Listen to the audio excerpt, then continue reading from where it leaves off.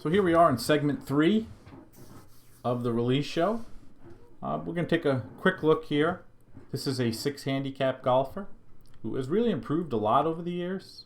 You can see that there's still some things that need to be worked on, but this golfer has made some improvements in their swing. They practice a lot. Here you can see the start to take note of that outward movement of the club on the other side of the hub a little early.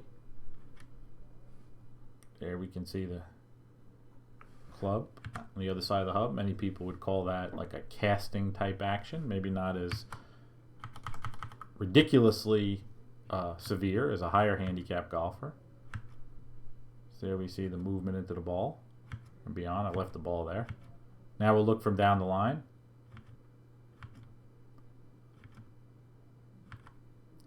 Top of the backswing. Mid downswing. Coming into impact, we could see a bit of a highish handle. There we see an action through the ball, a little more conventional movement of the club through the ball.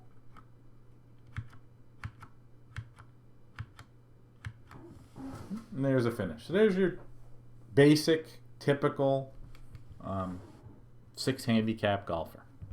Let's take a look at an analysis of some of the things that we want to talk about in his swing.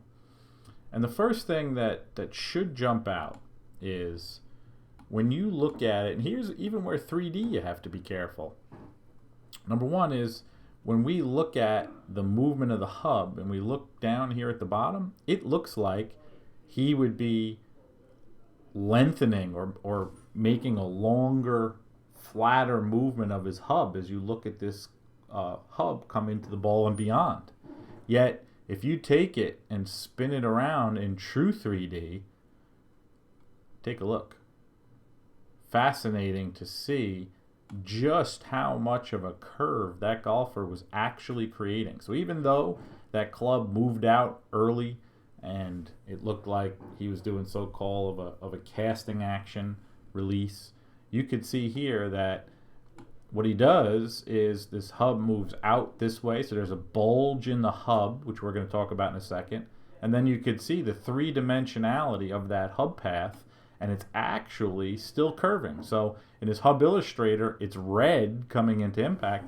He's shortening the radius of the hub, yet when you look at it from this perspective, and especially if you looked at it on video, it looks very flat. So sometimes you got to be careful when you're looking at the hub path, and I kind of made that clear in elements of the swing in the hub path chapter when we showed you how to map it out. But definitely the three-dimensionality is a big deal here. So if I took this swing here and we flatten the club head to some type of plane, so here you can see the club head, and you can see it's just changing planes a little bit as it's coming around. But you can see the club head is fairly within a few degrees of each other, maybe 10 degrees. But look at the difference in the change in hub. So that relative swing plane would be of real interest in this particular swing. And it's this type of action down here at the ball where he's actually shortening that hub path radius is still what makes him a 6 handicap. And this golfer could shoot low. And when you looked at his avatar, you saw that there's a lot of room for improvement for him. So let's move on to the next picture. I want to talk about that bulge in the hub path. And just want to show a quick avatar shot again of down by impact. And we could see that there was sort of that steep downswing look with the club moving out early that many people would describe. And you note the higher handle here, or the height of the handle, and maybe an upright club for this particular golfer. So that we could see. So now we would expect to see some type of force out of the plane, that binormal force out of the hub. So let's start looking at the force in general. And what we're looking at here is the force quiver at the grip. And here we could see the ever-changing direction that the golfer's applying to move the club around. And we could also see it grow in magnitude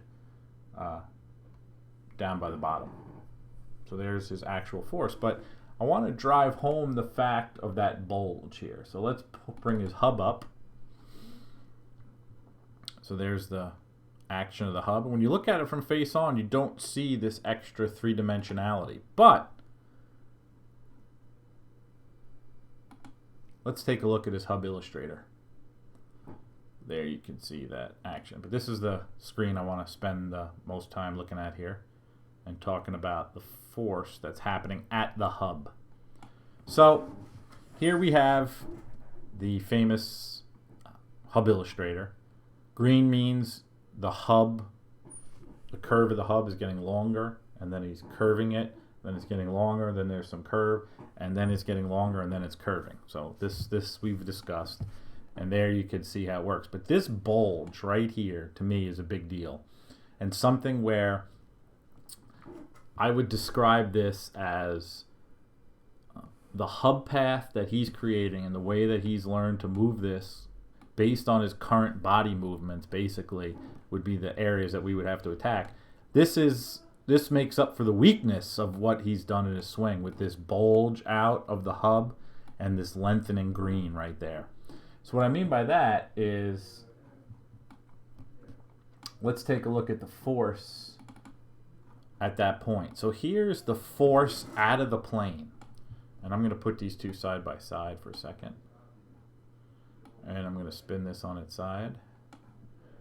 So you could see here, as this thing is banking around, you could see the hub path lengthen and bulge out. And while that's happening, he's applying force, a component of the force out of the plane, which is helping stand that club up.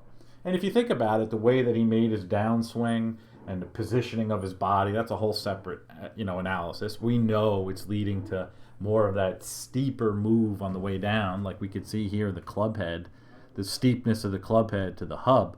But we look right here, and we look at the force. So there's some force going out of the plane this way at the hub.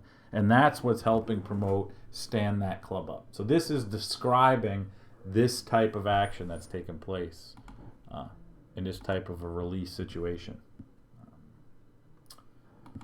As for his gamma, I know some people have asked about gamma. So we could see early on, we could just describe what's happening. We could see little to none early in the downswing. And then he starts applying a positive gamma torque. And then down at the bottom, it gets reversed a little bit. And this is nothing out of the ordinary when it comes to gamma torque. So let's focus in on this part of the swing, because this is where the rubber can meet the road in our analysis. And we look at this movement, and we could clearly see, we're used to seeing good golf swings. We could see the lack of differentiation at the hip joint. We could see a lack of a good solid body movement that is really being originated from, the area of the swing that we know creates that mobile moving out, multi-segment movement. We could see here that the start of the downswing is being generated more from the outside segments. This is more of like a distal start down. And we see that later on in the swing when we see that club move out too early. But what does this mean from the type of analysis that we've done? Well, when we see this club moving out like that, we could see that it's moved a certain amount. Well, what does that mean? Well, when we look at this one, what I want you to take note of, white is the total work, blue is the linear, and pink is the angular. So the way that this golfer is moving the club early on in their downswing, what's happening is the way that he's pulling on the club, which is blue, and negating that club from, trying to negate that club from moving out, is you could see here that the work is actually a little bit less than the linear early on, the total work, because of the way that he's moving out of the club. So what this means is the way that he forced the club would have made it want to move out more. So he has kind of inhibited it till later on in the downswing. So although he has what most would appear to be a casting, early release type swing, it's actually more of a linear thing than an angular thing, which is contrary to the whole way the golf industry has looked at casting. And that's why in elements of the swing, I described that the early outward movement of the club could be seen as more of a linear forcing type problem and not trying to negate so-called angular contribution. So everybody's trying to hold their wrist back and lag it. It's not from that. Now, granted, this forcing motion comes from basically the correction here for this golfer, and if he comes back to work again, I know we captured him once, but I know he reads this stuff, and he's probably watching this video if he knows it's him. But here, to force better, the action and the area that we would have to work on is down in the cylinder area and down in the more of the fixum area of the golf swing.